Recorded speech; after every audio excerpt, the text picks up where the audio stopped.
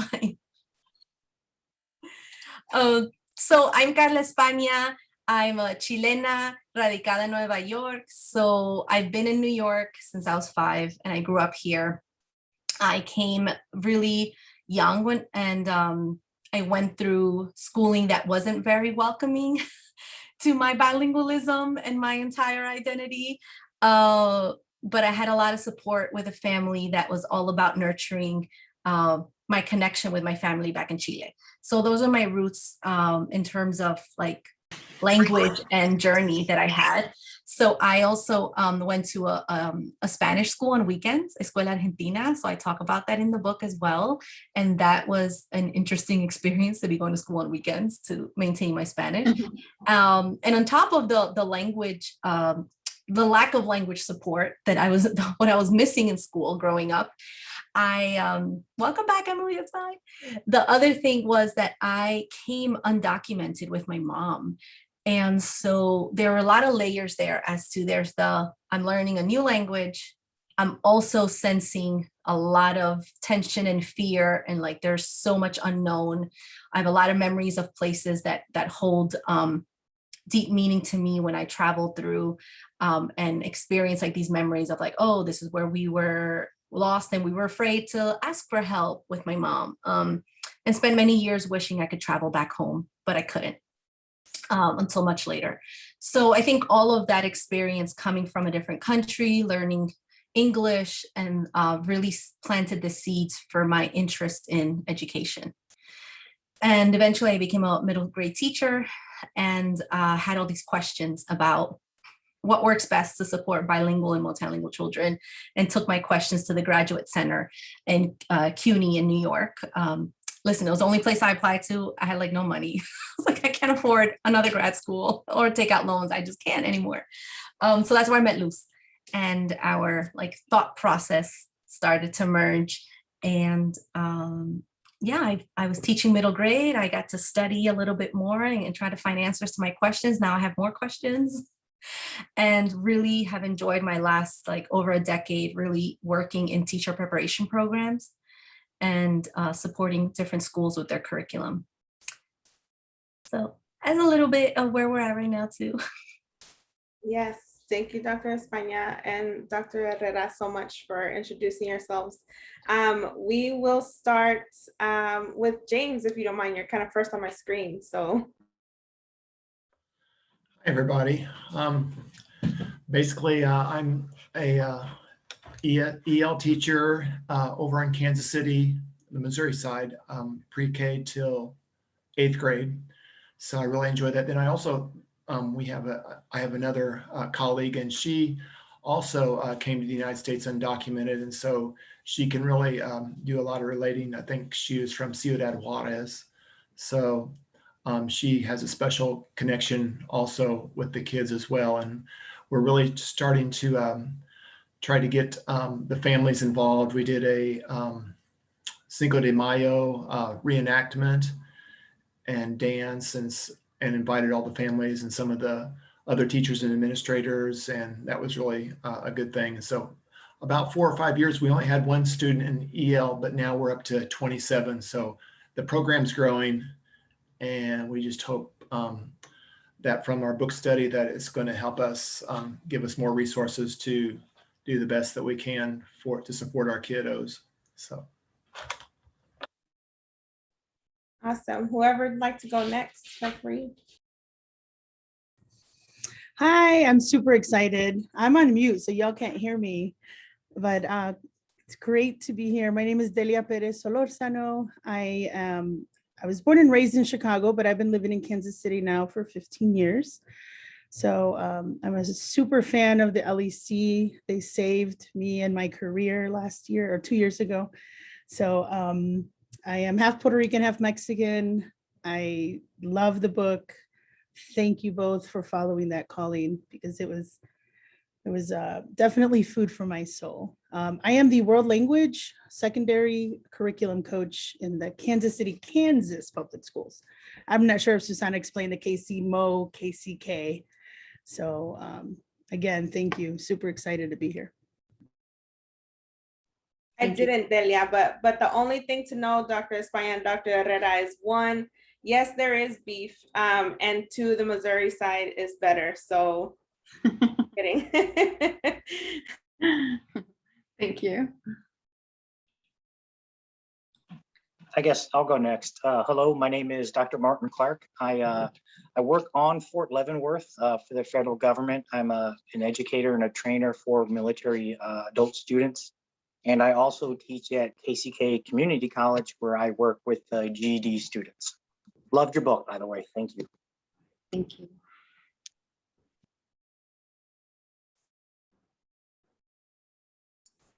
Debbie, do you want to? Yeah. So my name is Debbie Adams, and I am my background is as an ESL teacher. I spent more than 10 years in ESL for adults, primarily working for nonprofits and in refugee resettlement and community-based ESL programs, community colleges, that sort of thing. And then I kind of took a little bit of a shift. I went to get my PhD in TESOL at KU and just finished that. And last year started working in KCKPS at an elementary school. So a big shift from adults. And then currently work for Gear Up, so a college access program in KCKPS, which was kind of the sweet spot for me because I get to work with high schoolers, I get to work with families. And so that kind of merges my passions that I love teaching, but I also love kind of helping build bridges for families because I understand a lot of the parents' perspective after teaching them so long. So I can help bring that into the schools and help teachers understand better the situations of our families, and then kind of help builds better spaces for the voices of our families and parents in the schools. So that's kind of where I'm at now. So I've loved getting to read your book this year and see many of the ways that we can help bring in and validate the culture and language and perspective of our students and families. A lot of the parents that I worked with were in ESL classes because they felt like they were losing connections with their kids. And so this has been really heartening to me to think about ways that I can help validate those identities and help kind of help those same parents, my old students, but in a different way to work with them better to help their students feel strong and proud in their identities. So thank you for the work that you've done. And congratulations to you. Yeah, that's awesome. I love it that you found your space and it merges all your expertise, interests, passions, right? And it's about creating your own, what's that? Caminante no hay camino, se hace camino al andar, right? It's like traveler, there is no path. You make the road by walking, you make the path by walking. That's what you've done. So kudos, because it's tough. Maybe Crystal, do you want to go next? Yeah, hi all, my name is Crystal, she, her pronouns. I teach in KCK on the Kansas side, which is the better side, Susana. It's like the last thing I heard before my internet decided to cut out and I needed to switch devices. So KCK, especially JC Harmon, is high Latinx population. And I have joined the last couple of book studies with the LEC so that I can be in community with some of the smartest people I know and learn from them. And this book has been especially rewarding in what I've learned and what I've been able to kind of change and hopefully change in a way that will support students and let the empowerment that they have be seen in the classroom. Thank you. Lexi, maybe? Hi everyone. Sorry, I'm having camera issues. Don't even want to try. But I'm the operations specialist for the LEC. So I'm very excited that Susana has set up this opportunity. Shout out to you. And yeah, I've sifted through the book. I didn't get to be a part of the book club this year, but I was loving the way it was set up and all the when I looked at it, I was like, this is a workbook. and but it's like the best kind of workbook I've ever seen. So very excited to have y'all here and be a part of it. So yeah. Thanks, Lexi. Emily, I know you were with family, but feel free to pop in and tell us about yourself if you can. Hey, thank you so much. Sorry about the noise. I forgot my headphones. I forgot my book. I forgot this. What's going to happen today? I'm not prepared, but I wouldn't miss it for anything. One of the best professional development books I have read, and I highly recommend it to all my colleagues.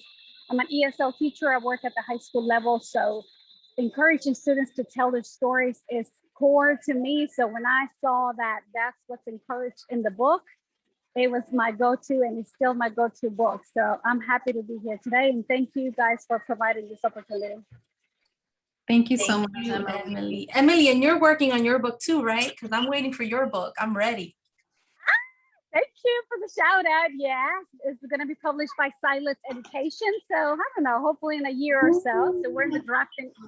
Congratulations. Yes, it's on my radar. I'm going to keep checking in on you. It's on my radar. You keep writing, and it's going to be wonderful. Oh, you're so sweet. Thank you so much. And I'm so glad that it resonated, you know, for high school level, because we had to kind of pick, right, like a grade span to focus on. They were like, okay, you can't do everything. You got to pick. So we're like, okay, well, I guess we got to pick, you know, like something in elementary and a little bit of middle school, middle grade, because that's got less area. My area is like mostly elementary school, but I'm so glad that it's resonating with secondary teachers as well. So thank you for that. Yeah, I think one of the things, just to give you some context with our book clubs and the participation and everything, we leave it open to everyone, you know, not just Latinx teachers. And we stayed committed to that because a lot of the books that we read center Latinx students, right? And so because a lot of the teachers in the room right now serve a huge population of Latinx students, it just feels right for us to provide the space, you know, the space that often isn't given. We talk too much about rigor and about, you know, curriculum and how to keep up and how to stay up and how to grade and all the things. And so we hope to be outside of the norm of having these spaces. And like this, you know, the last month we've spent together, yes, the R word, the time we've spent together as a group, a lot of us have stayed silent.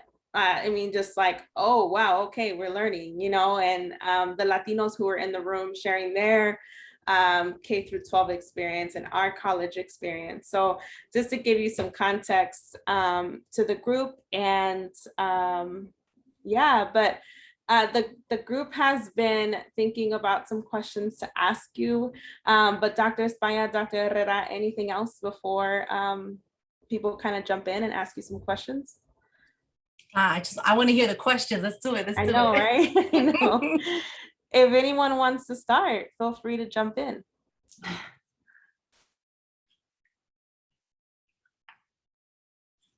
And while you're thinking, we did kind of put together a few visuals, so maybe we can share those a little bit later. But yes, we'd love to hear your questions first. I don't so much have a question as a comment on a line that I read. One of the very first chapters of the book, that you had said teaching is not a neutral act.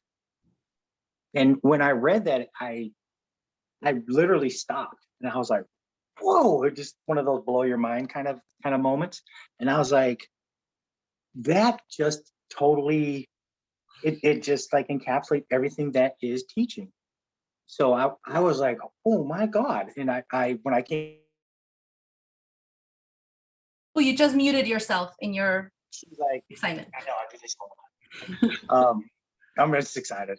But she was like, yeah, absolutely. I totally get it. So I saw that and I was like, I'm gonna peel this back a few layers and see, you know, how it kind of affects working in the classroom and everything. And I just love that line. I mean, I thought the book was fantastic, but that line really just stopped me in my tracks.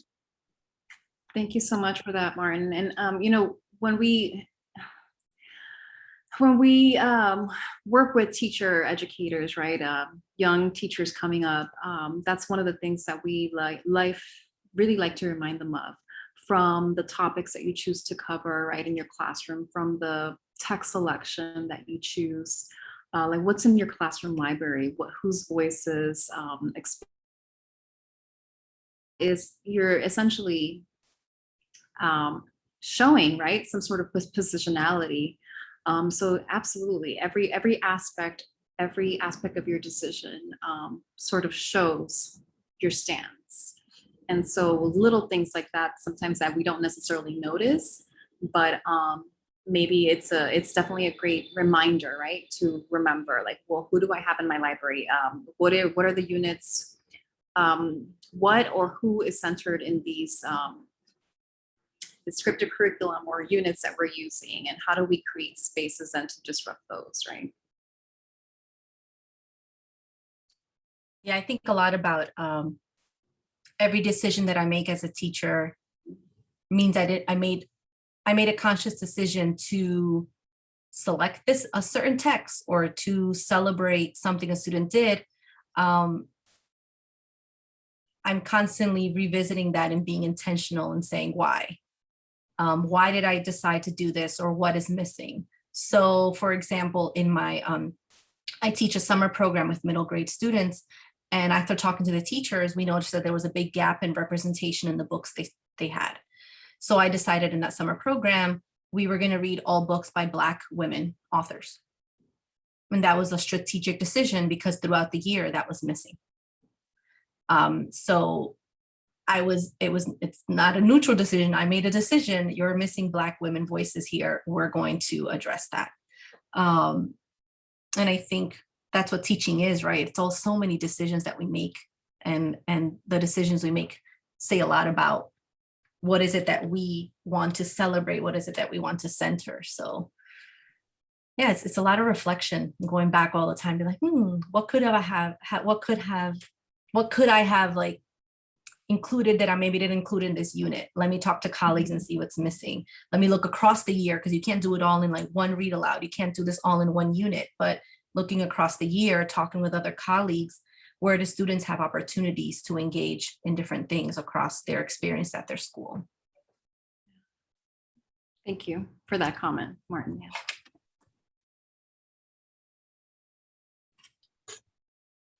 Hi, this is Delia. So my question is, I really enjoyed reading and listening because I also got it on audiobook, but the chapters 5 and 7 really spoke to me and tug at my heartstrings. So how do we, and I mean educators or people like myself in curriculum, or, you know, I think there's some junior college and college folks in here. How do we begin to take an informed stance against injustices when you see injustices within systems? And then a part 2 to that would be, I guess, like, what are your thoughts about systems that encourage being neutral? And systems, I mean, you know, college, school systems, charters, whatever.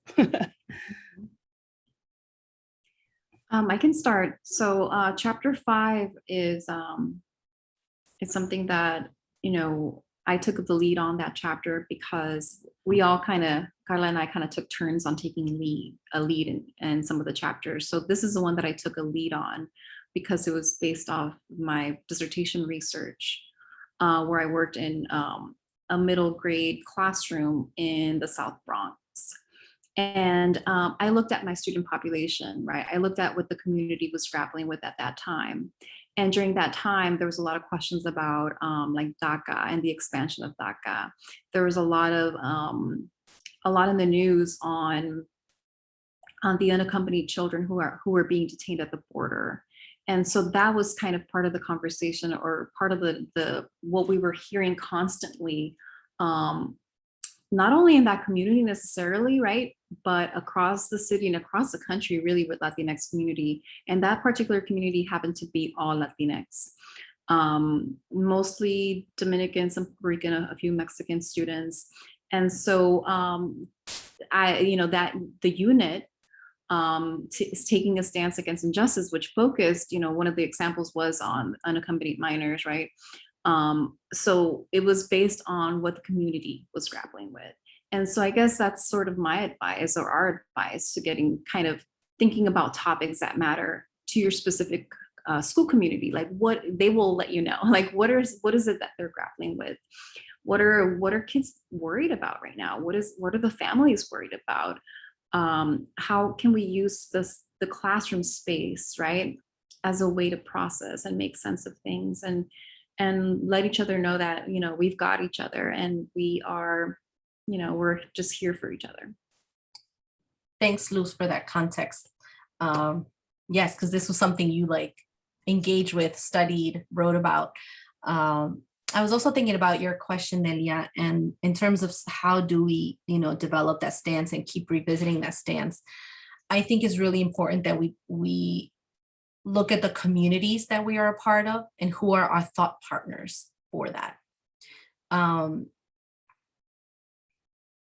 Because there are because of the way schooling has worked for us, there may be gaps in our own thinking, or there may be even things that we might be have the best of intentions, but we may miss things. And so it's so important to have thought partners, and that may come through this community right here is one for you, right? Which is beautiful. And I think you said this community saved you. Was that you, Delia, said that?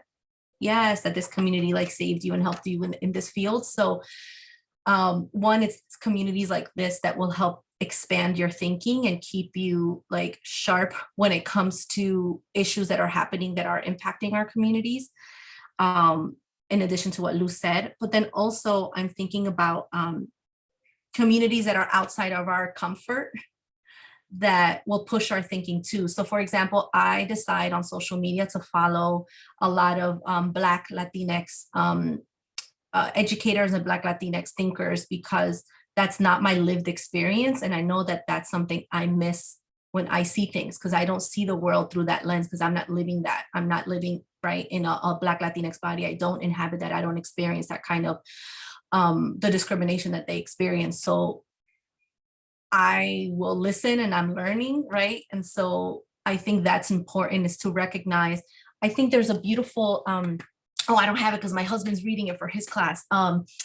Rethinking Ethnic Studies book has a lot of great activities, but there's a beautiful one that pushes beyond that identity web that everyone does, how do you identify yourself? And we do that in the beginning of the school year, and everyone does their identity web, and they're like, I'm a sister, I'm a, dog owner, I love anime, right? So I love doing that with kids, love it, love it, love it.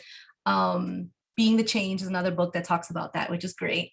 But in Rethinking Ethnic Studies, there's a great example of how moving beyond that is looking at how are the ways that we identify perceived by different groups in society and structures in society. So are we privileged in certain ways? So the fact that I'm documented now compared to being undocumented is an identity that I have now that I know affords me a privilege that others don't have, right? So I think doing those kinds of reflections on our own and saying, all right, what are experiences that I don't have? So let me find people who have expertise in that and connect with that so that my stance can be stronger and have that foundation. And I'll drop the link in the chat for that book too. And I actually think I scanned the chapter, so I'll share that with you too. But I think you had the second question was about systems, right? And working within systems. So yes, I guess, what are your thoughts with a lot of the research that you've done in your own experience within systems that encourage remaining neutral? I know in our last conversation towards the end of the book study, we started kind of grappling and going back and forth between, well, there's a fine line between politics and there's, I don't want to, hurt students' feelings if they, somebody chime in, I can't recall it all, but I remember I wrote this question for y'all because of that. But it was really about some school systems encourage teachers to remain neutral. But when I read your chapter 5 and 7, right, like taking a stance against injustices and then being a reader, writer, researcher, and advocate with and for bilingual Latinx students, that's where it's like, we can't remain neutral. We just can't. And so, Yes. thanks. Yes, this is, okay, so I'm going to read you my favorite James Baldwin quote that I put in my syllabus. And this is how I have conversations about that in institutions, right? So James Baldwin says, we can disagree and still love each other unless your disagreement is rooted in my oppression and denial of my humanity and right to exist. And we'll drop it in the chat too. So I put that in my syllabus, not only for adults, but also with middle grade students that I teach. And we talk about that and we say, so yeah, we talk about fact and opinion. So we talked, I think earlier in the first time people were talking about snacks and favorite, like Pop-Tart flavor and favorite, what's the best ice cream flavor? I'm like, yeah, we can disagree on that. Those are cute things. We can disagree on ice cream flavor. What we're not going to disagree is on the right to people existing, right? So that means in this class, we shared our pronouns. We shared, I had 2 trans students in my class this summer. We talked about gender expression and identity. We talked about the book we're reading, Almost American Girl, is an illustrated memoir by a Korean American author, Robin Ha. And the issues of like gender expressions and judgment come up. So we talked about that. And I think that's what's been helpful for me, talking about it rooted in that quote with adults and with children as well. Because there is, I don't agree with the oh well, let's look at all sides of an issue, because you're asking me to look at all, now what issue? Like, are we looking at all sides of issue, like which ice cream flavor is the best? Because sure, I'll hear you out on that.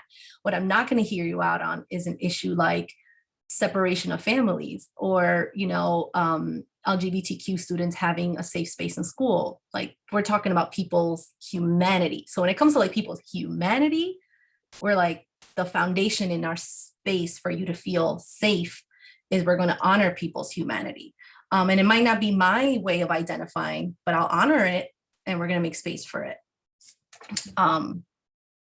Now, there are institutions who are going to support you with that, and there are some that are not. And so I've had a lot of conversations with teachers about them being strategic with how they share that and when they share that.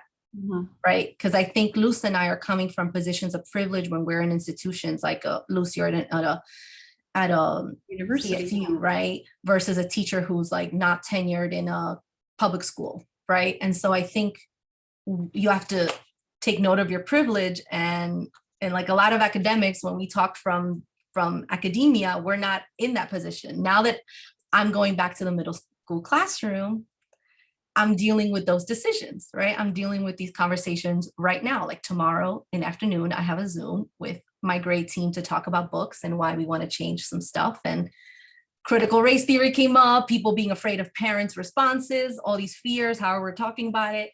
So yeah, so I think that's my advice is 1, think about that James Baldwin quote. 2, think about when we're in positions of privilege, are we asking someone to do something that we easily can do, but they can't? So how can they be strategic about that kind of subversive teaching?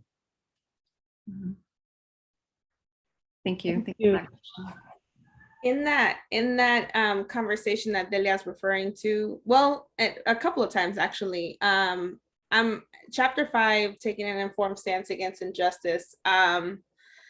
I moved away from the classroom and into more teacher advocacy because you being a classroom teacher, you see the inequities that not only the students are facing, but the whole system kind of fosters with the way we treat people of color just in general, right? And that's in all institutions. We're talking health systems, justice system, all of that, right?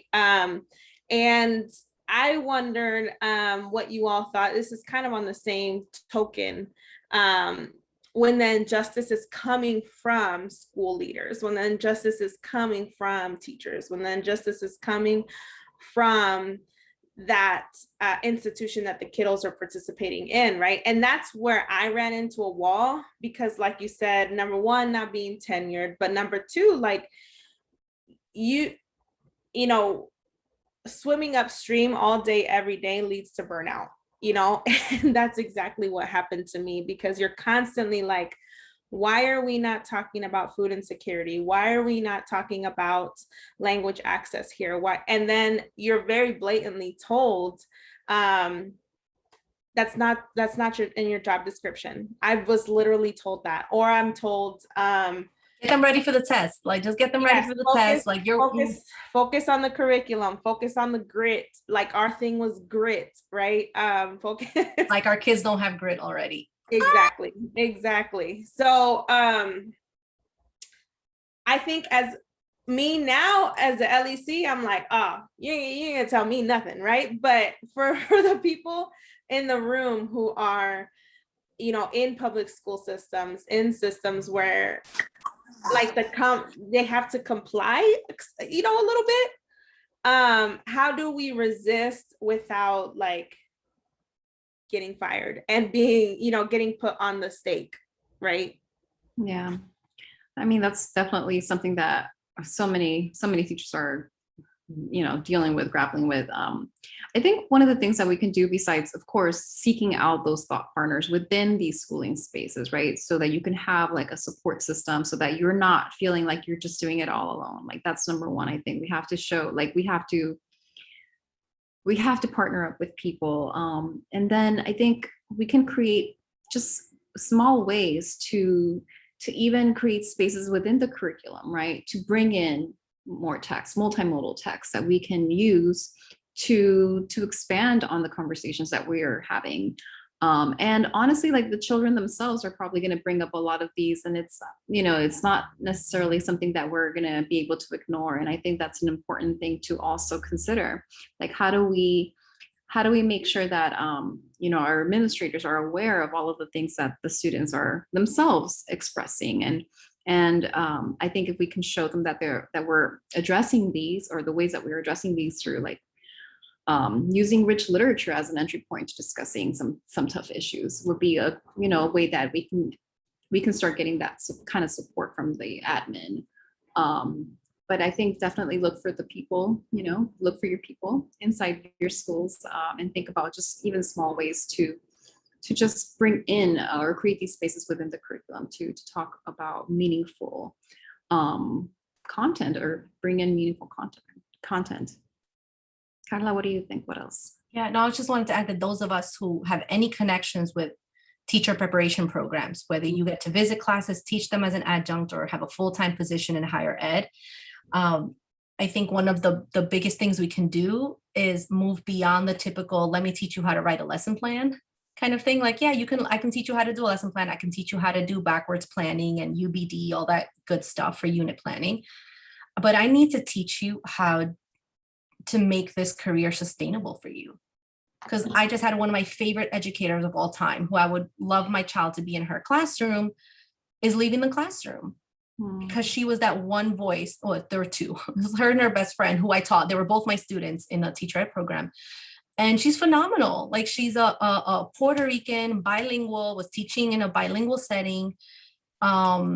She was in my old school, so I was like very connected to it. And then she went to another school closer to her home, and I was like, kept cheering her on. And I just got a text from her this weekend that she's leaving because she's just burnt out, like you just described, Susana. And so I think one of the major things that we need to do in any space, if we connect with teacher ed programs, is teach our teachers and show them how can you make this sustainable when it goes beyond learning how to do a lesson plan. It's like, it's about community and finding ways that you do not want to feel alone in this, right? And especially given the pandemic, a lot of teachers felt alone in a lot of what they were doing and then their advocacy. So that was an added layer. But so that's a big thing that we do, is I connect them to organizations. I connect them to local organizations, state, national. I get them presenting at conferences. So they feel like, yes, you are an expert in what you're doing. And I want you to see that your expertise is needed and it's validated when you go to a conference and you're presenting. So I think the more we can do that, and so I like use my name to like get in. I was like, just just put my name in there. I'll put my name on the proposal. I'll set it up for you, but you all present and I'm just there to take pictures, you know? But it felt great because they were these teachers who were presenting and they had all these amazing lessons and they felt validated and they were connected now to this organization. That was a few years ago, I started doing this with teachers and now one of them is already on, like she was voted or nominated and now she got voted in to be part of the conference, I don't know, planning work for elementary. I don't know what her title is now. I'm like, yes, keep rising, my people, keep rising. So I think if we can do that, and I think that's a lot of the work that you do with your organization here, then that'll make a big difference.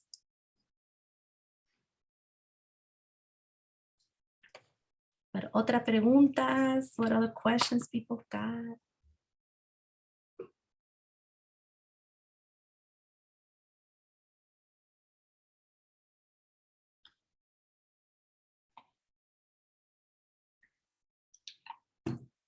I have a question about some kind of technical, more technical question. You all talk a lot about reading in community. And I imagine that takes quite a bit of, you know, foundational work and foundational practice. And you mentioned it several times, you know, make sure to have the structures for this, right? How much of the beginning of the year are you spending on structures? And then what happens when, maybe this is too much of a question, but what often happened to me was in the middle of the year, I'd be like, oh, that's not working, you know, and then you start changing things up and then things are inconsistent. So then the kids are lost. But something like this, like reading in community, takes very much a structure, right? So any thoughts on how you'd set that up in the beginning of the year and with us moving to the beginning of the year? Mm-hmm. Yes, I could start and then maybe Lucy can pull up like a visual for that maybe. Yeah, I'll pull And up then the I'll, picture yeah, tomorrow, because this there are different webinar. visuals we have that can help with that. But so the reason why we decided to call our reading work reading in community as opposed to interactive read aloud or read aloud was because so much of the read aloud is like a common practice across grades. What's missing in a lot of read alouds is like student participation. It's very minimal. I mean, you think of like the traditional read aloud and the way you're taught in your teacher ed programs is the teacher holds the book, you introduce it, right? You set it up, book cover, you do a preview, look at the pages, right? That's like your typical way for the little ones. But it's very teacher centered.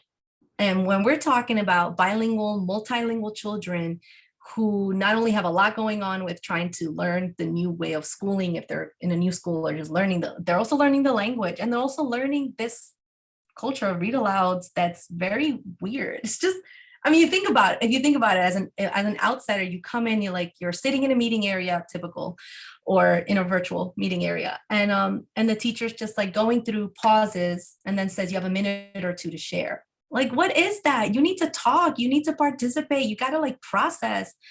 So what we decided with the reading in community is to think about what excerpts from books can we read together.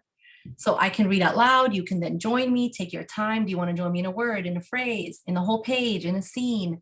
So it goes beyond the teacher-centered way. And it says now we're going to include more of opportunities for that. So the way I set up the structure, usually when I start doing this is I start with a lot of small partnership conversation with students and then build up to whole class. So then they get used to the conversation prompts. So I think there's just a lot of prompts work with conversations. There's a lot of support with how do you elaborate on someone's comment? I mean, that's what we're doing here, right? I think about it. This is like, I've even been in book clubs with adults where it's very tough to get started. So you all have like practice with this. But when you think about how do we teach that for students is giving them multiple opportunities to practice. So yeah, I think it's figuring out ways to build up to whole class discussions. And then that teachable moment when you're like, I gotta revisit this, maybe something's not working. What's happened to me, and I don't know if it's happened to you too, Luz, but it's happened to me a lot when I am comfortable talking about a topic because I do it all the time. I write about it. Like I'm comfortable talking to you about immigration and coming from Chile and being undocumented. And it's my story. I write about it a lot and I'm still going to write about it for a long time.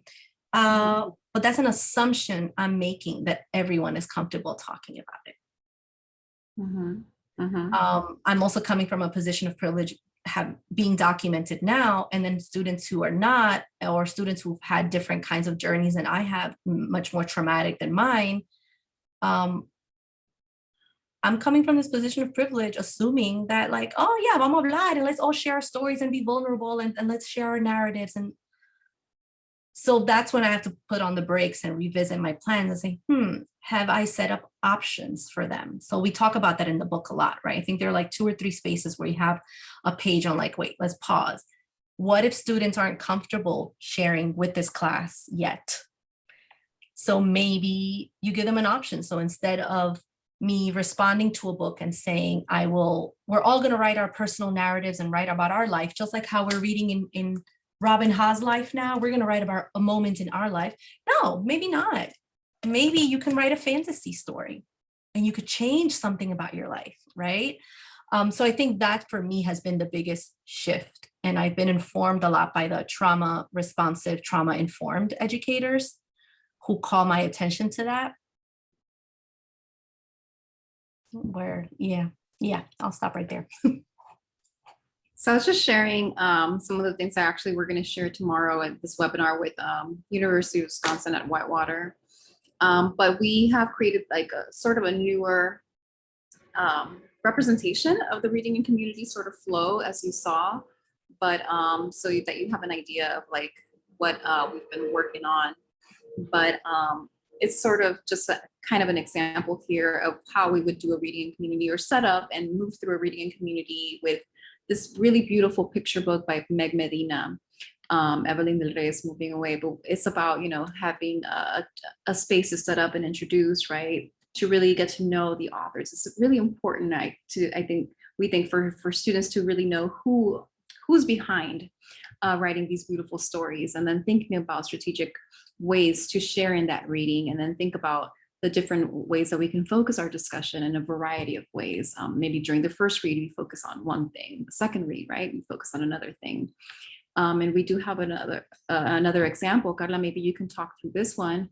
How do we do a reading community when we focus on sort of the topics text translanguaging framework that we shared in our book, right?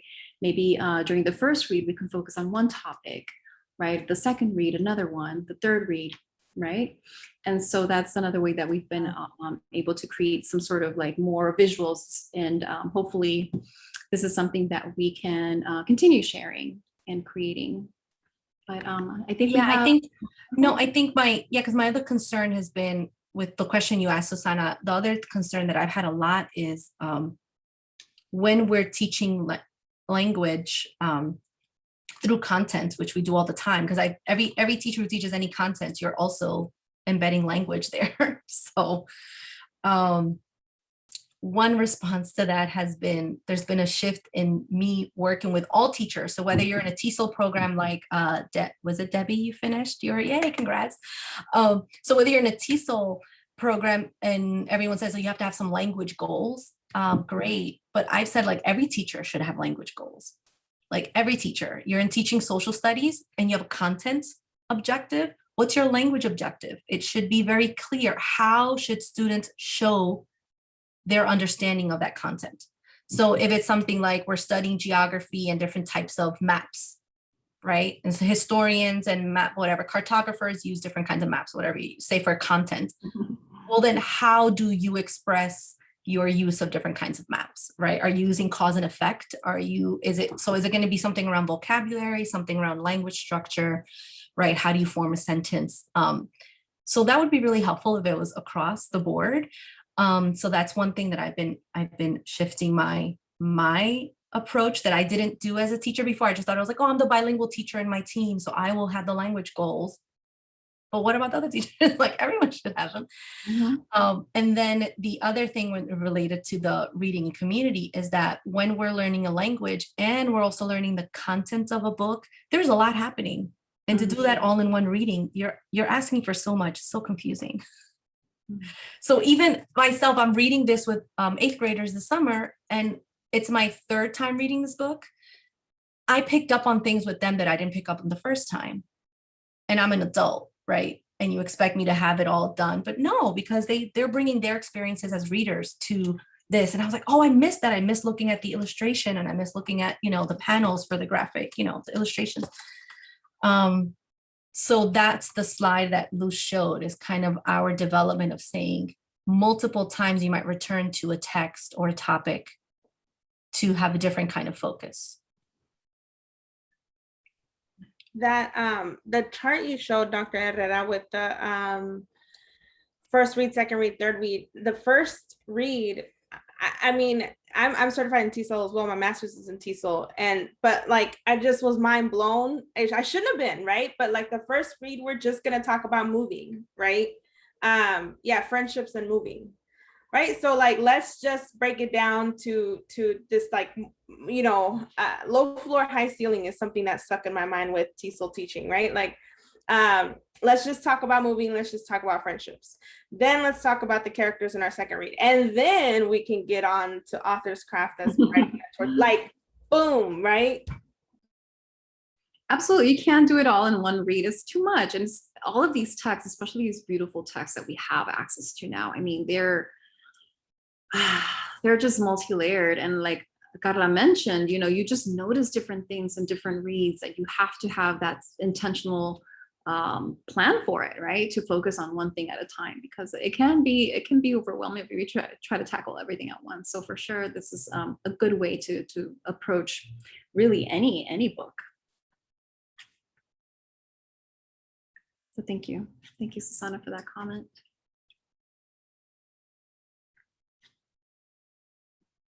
And one of the things, Crystal, you mentioned, and Carla, right? Everybody, we all bring sort of all of ourselves when we're interacting and engaging with the text. And one of the things that Ofelia Garcia's latest work reminds us, right? Even if we're reading a text, a monolingual text, that doesn't mean that children are going to approach this in a monolingual way, right? They're also going to bring not only their experiences, but their entire language repertoire to make meaning of this monolingual text that they might be reading. So they're still in many ways translanguaging, even though we may not actually see it, right? They're engaging with this monolingual text in a multilingual or bilingual way. So that's another thing to keep in mind. I'm going to drop that article, although it's in our Padlet somewhere, right? So I'm going to make sure that. I don't know. I went to Ophelia's website and I was like, which one is Luz talking about? There are too many on this woman's website. Honestly, it's pretty, it's so ridiculous. Yeah. But I love it when people can make all their work accessible. So like, yes. How are we doing on time? Do we have more questions that we can take on? Yeah, we have about 5 more minutes. So y'all take advantage. Dr. Herrera, Dr. España are in the room. Maybe time for 1 or 2 more questions. Meanwhile, I'm going to look for that article.